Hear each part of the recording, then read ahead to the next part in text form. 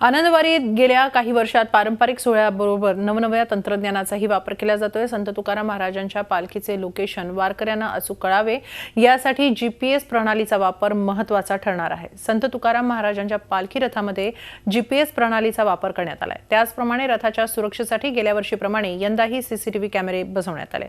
पारंपरिक सोहळ्याला हायटेक तंत्रज्ञानाची मदत घेऊन बनवण्यात आलेल्या पालखी रथाचा आढावा घेतलाय आमच्या प्रतिनिधी अश्विनी पवार यांनी। संत तुकाराम महाराजांच्या पालखीचं प्रस्थान देहूमधून होत आहे आणि 4 रथांमधून संत तुकाराम महाराजांच्या पादुका मार्गक्रमण करतात पूर्ण दिंडी मार्गावरती। तो रथ आता आपण बघतोय, हा रथ यावर्षी पुन्हा एकदा अद्ययावत करण्यात आलेला आहे।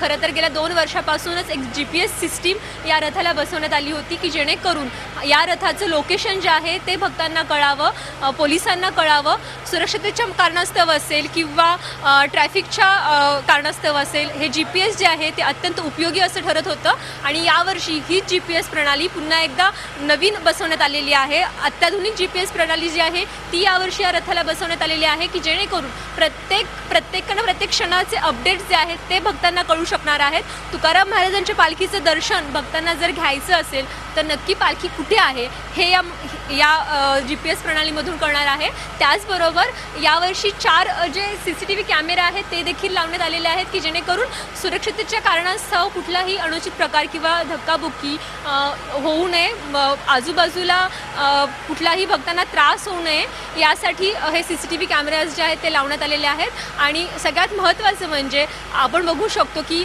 ही झळाळी जी आहे ती देखील तुकाराम महाराजांच्या रथाला देण्यात आलेली आहे। हा जो रथ आहे हा चांदीचा आहे, त्याचं पॉलिशिंग असेल किंवा रथाला सीसीटीव्ही कॅमेऱ्यांबरोबरच जे LED लाईट्स जे आहेत ते देखील लावण्यात आलेले आहेत।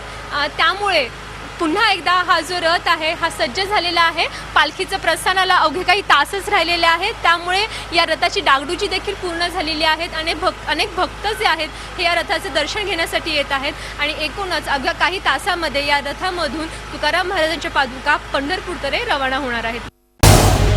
झी 24 तास रहा एक पाऊल पुढे।